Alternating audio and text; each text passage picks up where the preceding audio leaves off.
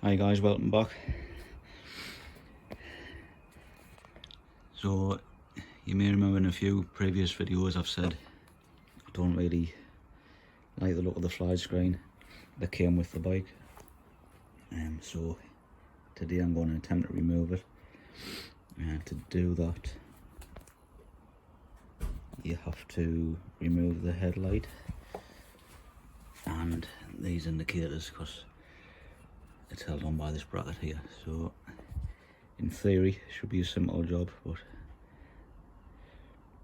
as I've learned from the mirrors, nothing's ever as simple as it should be, so we'll see how it goes. So I think the first job will be to get the headlight bowl dropped. There's two screws underneath which hold the headlight cover in.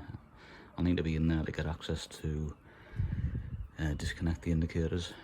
So I think first thing is we'll take that off, drop the headlight, and then undo that bigger bolt in there, which is what has been causing the delay because I didn't have a big enough spanner. It's a 19mm spanner for this inside nut. So yeah, we'll give it a go.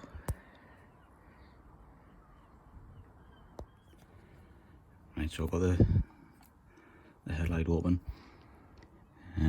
So we need to disconnect each indicator. It looks like the right hand side is this white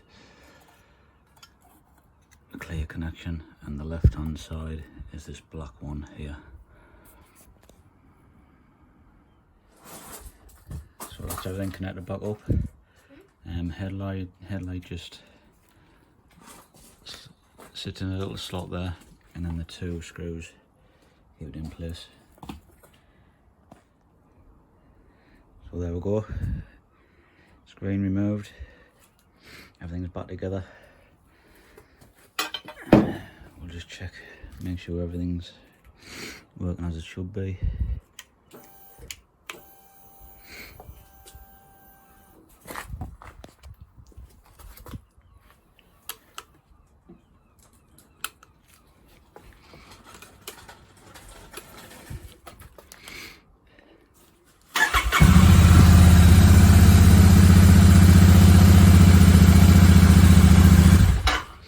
Yeah, so pretty straightforward.